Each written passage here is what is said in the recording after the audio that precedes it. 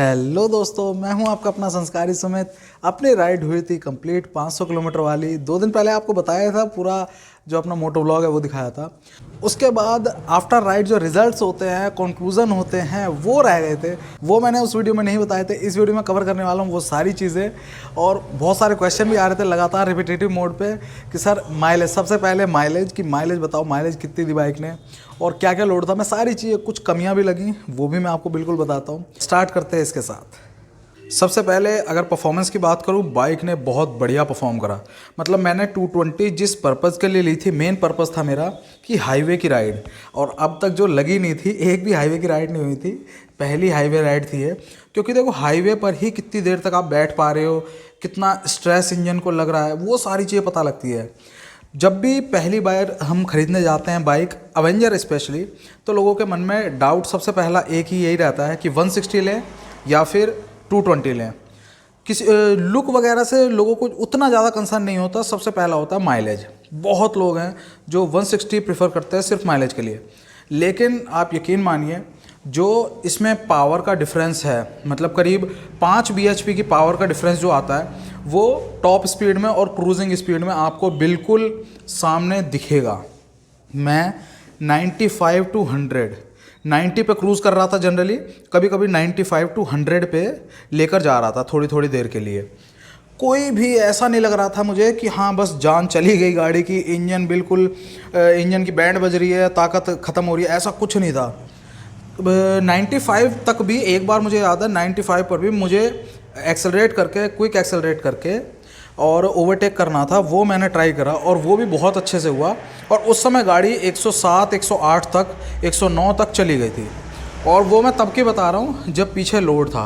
अब मैं अगर लोड की बात करूँ तो लोड में सीरियसली कहूँ, बिल्कुल फ़र्क नहीं पड़ता गाड़ी पे, बिल्कुल फ़र्क नहीं पड़ेगा। हाँ, सिर्फ एक चीज़ में फ़र्क पड़ेगा, जो आगे की हैंडलिंग है, जो हैंडल का स्टांस होता है।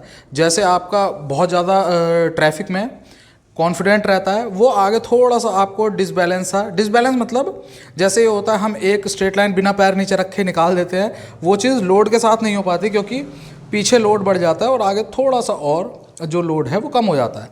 तो ये सभी बाइक में होता है, लेकिन ये चीज़ इसमें आपको फील होगी सिर्फ लोड के बाद। उसके अलावा लोड का इस पर कोई फ़र्क नहीं पड़ता। जब मैं यहाँ से जा रहा था, तब मैंने यहाँ से सुबह शुरू करी थी अराउंड 7:30 बजे राइड।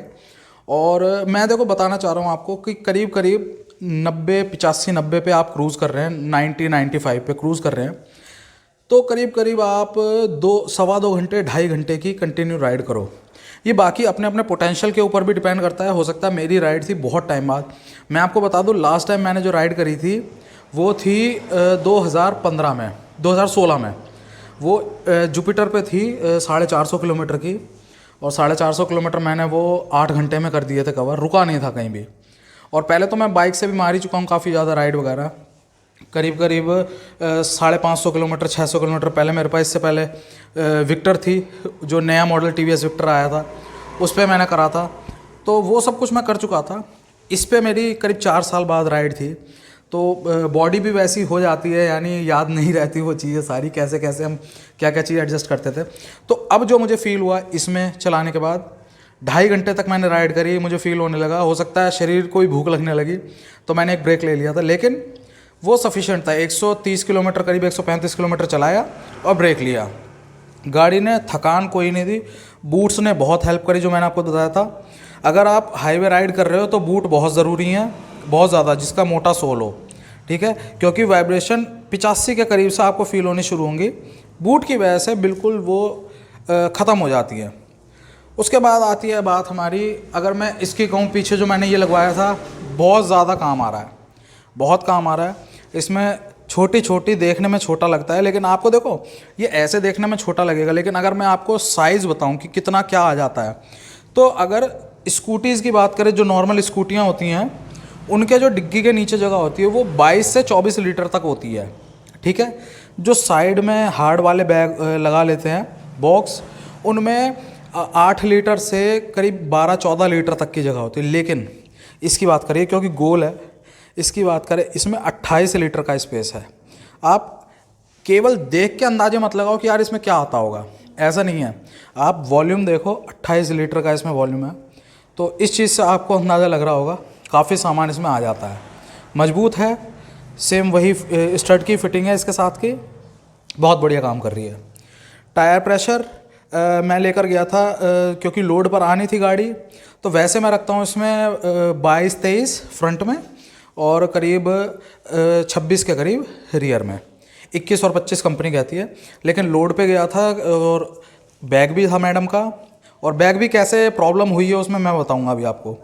बैग था, मैडम थी साथ में, तो जो मैंने प्रेशर रखा था वो था इसमें अगले में था 25, पिछले में था 28। ये मैंने इसमें प्रेशर रखा था और बहुत बढ़िया तरीके से, कोई दिक्कत नहीं हुई, बहुत स्मूथली गाड़ी होते हुए आई। हॉर्न अपग्रेड बहुत ज़रूरी हो जाएगा, मस्ट हो जाएगा। अभी आपको ये लगा हुआ दिख रहा होगा, ये मैंने हटवाया नहीं था, ये 2 हॉर्न लगवा लिए थे मिंडा के। मैंने जो इसका वीडियो है जिसमें मैंने बॉक्स वाला बताया है सारी चीज़ें मॉडिफिकेशन, उसी में मैंने कौन सा हॉर्न है ये बताया, वो आप जाके देख लेना कितने का है, वो भी मैंने उसमें बताया। हॉर्न बहुत ज़रूरी है हाईवे पर। 90-95 पे चलना है आपको अब, क्योंकि जनरली इतनी गाड़ी नहीं चलती, तो आपको उनको ओवरटेक करके निकलना पड़ेगा। कोई दिक्कत नहीं होगी हॉर्न के साथ। मिरर की बात करूं तो मिरर मज़ा वर्टिकल में ही आता है, लेकिन फील्ड ऑफ व्यू थोड़ा कम मिलता है, बहुत लोग कह रहे हैं, और हाँ हो भी जाता है, इससे हेल्प मिल जाती है ऐसे करके।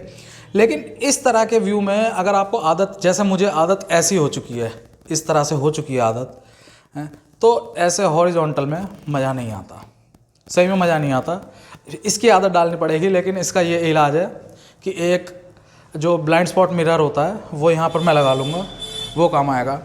ये मैंने लगवाया था, बहुत बढ़िया इसने परफॉर्म करा। चार्जिंग स्पीड भी सही थी क्योंकि M51 है मेरा, 7000 mAh की बैटरी है, लेकिन सही चार्ज कर रहा था। GoPro को करीब 45 मिनट में इसने कर दिया था चार्ज 15% से 85-86% तक। हिला बिल्कुल नहीं, बिल्कुल भी नहीं हिला। कहीं ब्रेकर पे, रंबल स्टिप पे मैंने ब्रेक नहीं ली थी गाड़ी की, और बहुत अच्छी तरह से गड़गड़ गड़गड़ हो रही थी, लेकिन कोई दिक्कत नहीं थी, भागता हुआ चला गया। और रही बात सामान बांधने की, तो अब मैं दिखाता हूँ इस साइड से। यहाँ पर मैंने सामान बांधा था, तो अब यहाँ तो सामान फिक्स हो गया था बंजी कॉर्ड से, लेकिन ये देखो, ये यहाँ पर शार्प एज है, शार्प कोना है। अब गाड़ी ये पूरी जब सस्पेंशन चलता है तो ऐसे ये पार्ट जो है वो ऐसे नीचे ऊपर होता है, तो इस शार्प कॉर्नर ने बैग को काट दिया था। मैंने उम्मीद थी मुझे कि कहीं रगड़ लग सकती है, डबल ट्रिपल पॉलीथीन में पैक कर दिया था बैग, लेकिन फिर भी काम हो गया था यहाँ। तो इसीलिए ये ध्यान रखना, जब भी आप बैग बांधोगे यहाँ पर, तो कुछ इस जगह, जो यहाँ पर जगह है बैग पे, एक्स्ट्रा कवरिंग कर देना, जिससे ये उसको बैग को ख़राब ना करे। लूप वगैरह सब चैन थी, हर चीज़ प्रॉपर थी। और 500 किलोमीटर चलने के बाद भी देखो अभी भी चैन सूखी नहीं है, आपको दिख रहा है, ये चैन बिल्कुल वेट है। हालांकि क्लीन करूँगा अब मैं, हर 500 किलोमीटर पर करनी चाहिए। अब मैं इसे क्लीनिंग करूँगा, वॉशिंग कल करवाई ली थी आके। और उसके बाद आती है बात माइलेज की। 400 रुपये का मैंने यहाँ से जब चला था तब डलवाया था, और 450 रुपये का दिल्ली में डलवाया था, तो 850 रुपये का तेल लगा। और अगर 850 रुपये का तेल मैं आपको गिनती बताऊँ कि कितना आया, तो करीब करीब रेट के हिसाब से ये तेल आया 10.5 पौने 11 लीटर के करीब। अब आप अंदाज़ा लगा लीजिए, उसमें गाड़ी चली है पूरे 500 किलोमीटर। अब करीब करीब इसने जो, और बिल्कुल उतना ही आके ख़त्म हुआ यहाँ पर जितना पहले यहाँ से मैं लेकर चला था, तो इसने करीब 48 की माइलेज दी है। अब आप ये देखिए, यही अगर क्रूज़ स्पीड जो 90, 95, 100 तक भी ले गया मैं, इसी को मैं अगर 160 पे ले जाता, 160 वाली गाड़ी पे, तो उसका माइलेज ड्रॉप हो जाता। लेकिन ये अभी भी अंडर जो एफिशिएंसी थी लिमिट्स, उसके अंडर चली थी, इसीलिए इसके माइलेज पे इफेक्ट नहीं पड़ा। और साथ में टेम्परेचर इंजन का मेंटेन करने के लिए इसमें ऑयल कूलर है ही, जो बहुत ज़्यादा हेल्प करता है लॉन्ग रूट पे क्रूज़ करने के लिए, इंजन टेम्परेचर को मेंटेन रखने के लिए। तो इसीलिए अराउंड 48 के करीब करीब इसने माइलेज दिए मुझे, जो बहुत सही चीज़ थी। जाते हुए मैं सोलो था, आते हुए मैं मैडम के साथ था, और उनका लगेज भी था। सस्पेंशन में कोई दिक्कत नहीं हुई। मैं सोच रहा था जाते हुए कि यार लोड पे आएगी, इसको एडजस्ट कर लूँ, क्योंकि ये 5 स्टेप एडजस्टेबल है यहाँ से। लेकिन मैंने सोचा एक बार ट्राई करके देखते हैं, लेकिन दबा कहीं नहीं, ऐसा नहीं हुआ कि यहाँ टकरा रहा हो नीचे। रियर सीटिंग की कंफर्ट की बात करूँ, यहाँ मैडम को दिखाया था बिठा के, क्योंकि लोकल की राइड अलग चीज़ होती है लेकिन हाईवे जो होता है वो अलग होता है बिल्कुल। तो वो चीज़ अब क्लियर हो गई कि कैसा कंफर्ट है। करीब 1.5 घंटा 2 घंटा बैठने के बाद 20 सेकंड का 30 सेकंड का एक बार उतर के वो चाहिए होता है आराम। तो इतना है, हाँ बिल्कुल भी बेकार नहीं है। वैसी जो अपाचे की गद्दियाँ हैं वैसी नहीं है, उस पर बिल्कुल नहीं बैठ सकते।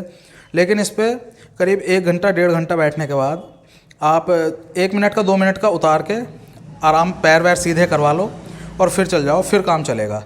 थोड़ा थोड़ा इस पे भी लगता है। और ऐसे तो देखो हर किसी आदत नहीं होती, मैडम को भी पहली बार था इतना लंबा बाइक पे रूट, तो हो सकता है इस वजह से भी हो।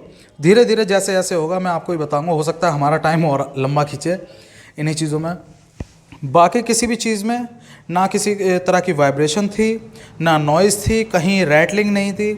ब्रेकिंग की बात को, ब्रेकिंग मुझे बहुत अच्छी लगी, बहुत सही लगी। ब्रेक लगाने का तरीका है, अगर वही 70-30 का आप 70 फ्रंट 30 रियर वो आप अप्लाई करेंगे और टाइमली ब्रेक लगाएंगे तो कोई दिक्कत नहीं। सडनली आप एकदम से ब्रेकिंग यूज़ करेंगे तो किसी भी गाड़ी में काम ख़राब हो जाएगा। और ब्रेकिंग का कोई इशू नहीं है, ABS अच्छे से वर्क करता है। हाँ, जहाँ रफ़ आपको मिलेगा वहाँ आपको ध्यान देना है कि वहाँ एकदम से ABS वर्क कर जाता है, क्योंकि उसका काम ही यही है, टायर स्किड नहीं होने देगा। आपको फील होगा घड़ घड़ करके, जहाँ भी हल्की रेत होगी, बजरी होगी, गड्ढे होंगे ज़रा से, तो वहाँ पर ये काम होगा।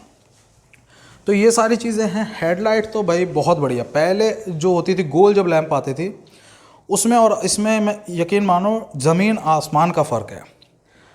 पहले वाले के मुकाबले बहुत बढ़िया लाइट है, मुझे कोई किसी तरह की दिक्कत नहीं हुई। हाँ, रात में लाइट चाहे कोई सी भी होती, हेलमेट के अंदर जो ग्लेयर लगने लगता है और ठंड में भाप सी आने लगती है सांस लेते हुए, वो तो किसी में भी आएगी। मैंने चश्मा भी लगा रखा था अपना नज़र का, फिर ऊपर हेलमेट भी था, तो वो तो किसी भी उसमें आएगा। लेकिन अगर हेडलाइट की बात करूँ, हेडलाइट ने बहुत बढ़िया जो रेस्पॉन्ड था वो किया।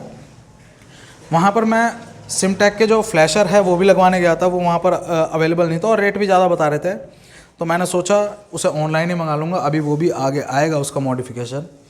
और इस तरह से अब ये गाड़ी जो चल गई है वो चल चुकी है ये करीब, मैं अभी आपको दिखाता हूँ। हाँ, एक और चीज़ चाबी से याद है, चाबी की दिखाता हूँ आपको। अब कितनी चल गई है? हाँ, 1349, 1350 किलोमीटर चल गई है गाड़ी। और जो लास्ट लगा था वो, उसके बाद 10 किलोमीटर यहाँ चलाई है मैंने, 500 किलोमीटर चल के आई थी, तो कुछ इस तरीके से था। और टंकी जो है, टंकी का रिज़र्व में आने के बाद मैंने यहाँ फुल कराई थी, 400 का ही तेल आया था, वो मैंने वहाँ से जाते हुए ही देख लिया था। ये चीज़ें हैं। फ्यूल गेज की बात एक तरफ कर दो, अपने अंदाजे से जैसे ही उसमें दिखने लगे आपको 2 पॉइंट है, चलते चलते स्ट्रेट लाइन पे खड़ी करके साइड से नहीं, 2 पॉइंट है, तेल डलवा लो बस। ये मत सोचो कि रिज़र्व में आने दें या कुछ करें, इस चीज़ के लिए बहुत इशू होगा। जैसे यहाँ पर अभी पीछे बॉक्स लगवाया मैंने, एक और इसमें जो की है वो लटकाई है, ये हवा पे खट खट खट खट ऐसे ऐसे ऐसे हवा में हिलते हुए करती है ये। तो इसको मैं कुछ और देखूँगा क्या इलाज होता है। और इसमें ज़्यादा बड़ा वो भी मत डालना छल्ला, बहुत छोटा सा डालना, हवा में ये सब हिलते हैं ऐसे ऐसे। यहाँ पर, यहाँ जो चाबी लगती हैं वहाँ ज़्यादा दिक्कत नहीं होती, लेकिन ये ऐसे ऐसे हिलते हैं और ये चाबी तो ज़्यादा ही वो करती है। तो इस तरह के कुछ बाइक ने जो चीज़ें हैं लॉन्ग राइड पे वो है।